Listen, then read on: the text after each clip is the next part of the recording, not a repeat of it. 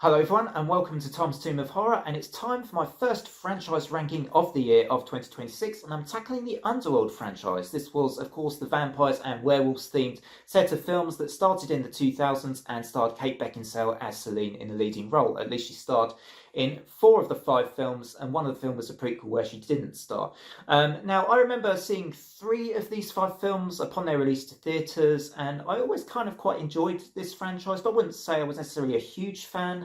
I feel like the big appeal of these films was just some good old vampire and werewolf action with Kate Beckinsale kicking lots of ass. I feel like that was a lot of the reason, at least, why I would go to see these films, and I'm quite willing to be honest about that.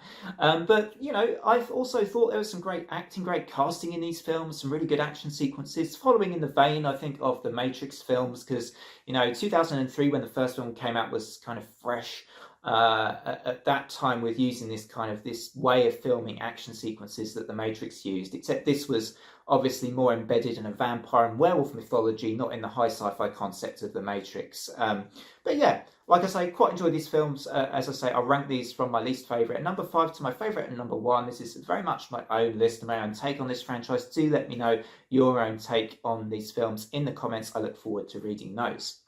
Anyway, let's start with my least favourite here, coming in at number 5, which is Underworld Blood Wars, the most recent film which came out in 2016. I just felt this film got very convoluted. It got very tied up in its own twists and turns and story developments, and I didn't think all of those were really necessary.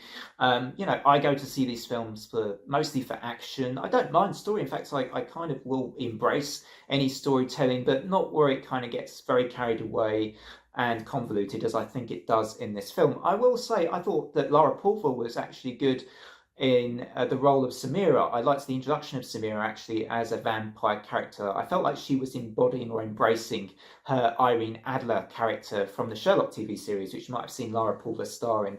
And she was really good in that. She's kind of embracing that sort of dominatrix type vampire, I feel, in this film, and that kind of worked quite well for me. I thought overall, you know, not a great film, probably my least favourite overall, but still okay as a film. I don't think it's that bad, certainly. So Underworld Blood Wars comes in at number 5.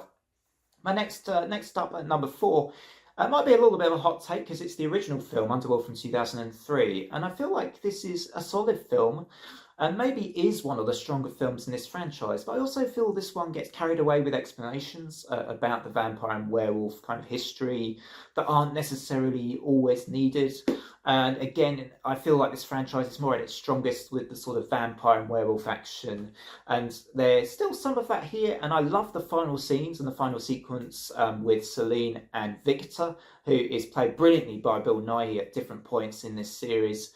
But yeah, otherwise the original I feel just kind of it gets a little bogged down in story again for me, a little bit like my bottom ranked film, Blood Wars. So Underworld, the original, is only coming here at number 4. There are just 3 films I enjoy that bit more in this series. Coming in next at number 3 is a bit of a fan favourite. It's Rise of the Lycans from 2009, and I would completely understand if this is your number 1. What I like about this film is it's a different angle on this franchise, almost like a love story, a Shakespearean tragedy, if you will, a little bit of a Romeo and Juliet aspect to it, as you have. I kind of guess Romeo is kind of like the Lucian and Juliet is like the Sonia, who is played very well by Rona Mitra in this film. And I think the Michael Sheen and Rona Mitra on-screen chemistry also makes this, makes this film work well. Victor, played by Bill Nighy, is obviously extremely upset with this romance, and that's kind of where the story kind of gathers its strength and its drama from. And I feel like this is definitely a strong entry in this franchise. For me, there are just 2 films I just like that bit more, that have, I guess, more of what I look for in this franchise. It's not to say, actually, you could argue in film terms and filmmaking terms and storytelling terms, this is maybe the best one. But for me, I kind of love these other 2 films I'm about to talk about just that bit more. So Rise of the Lycans is my number 3 ranked in this franchise. Coming in next at number 2, I've got 2012's Underworld's Awakening, which was the 4th film in this series, and sort of the second sequel, if you would. It followed on directly from the story which came out of Underworld's Evolution, which you can probably guess by process of elimination, yes, Underworld Evolution is my number 1. But sticking to Awakening for a bit longer, Love the action sequences in this, and I love the super lycan idea, the idea of this kind of really giant, this giant werewolf in this one that Selene has to fight against, and there's some great action sequences involving the super lycan. I love the mother-daughter element as well, and the way you sort of see Selene's character develop a bit more into a mum, and the daughter Eve, played by India Isley, is a nice is a good introduction of a new character as well, I think.